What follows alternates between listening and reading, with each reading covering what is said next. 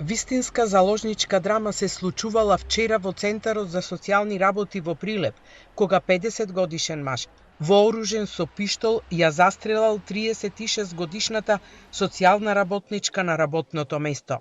Таа се здоби со прострелна рана во стомакот и се уште е на интензивна нега во Прилепската болница, но е во стабилна состојба.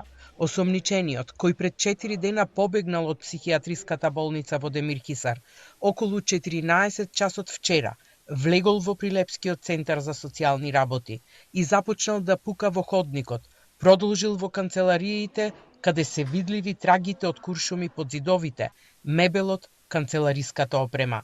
Ја застрелал службеничката, се заканувал на други вработени, а потоа нанишан го држал директорот. По 10 минути веќе пристигнала полицијата и го привела осомничениот. Се расправавме и се боревме, да не речам, на некој начин со сторителот. Тој цело време имаше пиштол во раката, меѓутоа јас сега може ова малце како анекдота, сметав дека не е вистински пиштол, мислев дека е пиштол со кој што само ги заплашува колегите. Успеав да го донесам во мојава канцеларија, да го неутрализирам, за да го донесам во зидот позади мене. Тој цело време се закануваше и за жал испука и овде куршуми. Тимот Центарот за социјални работи во Прилеп од 2020 година работел на предмет за семејно насилство и бракоразводна парница на осомничениот. Застреланата службеничка била вклучена на почетокот, но кога тој почнал да и се заканува и да ја демнее, таа била одстранета од тимот.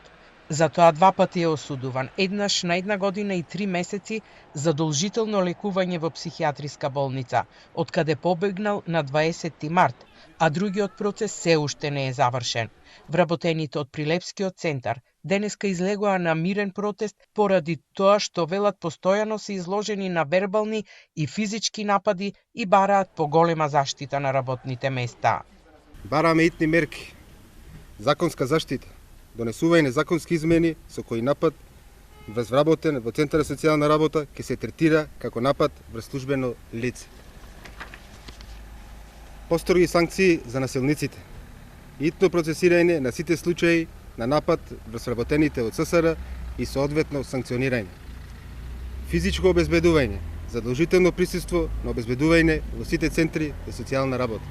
Обвинителството бара притвор за осомничениот за 2 кривични дела – обид за убиство и поседување оружје без дозвола.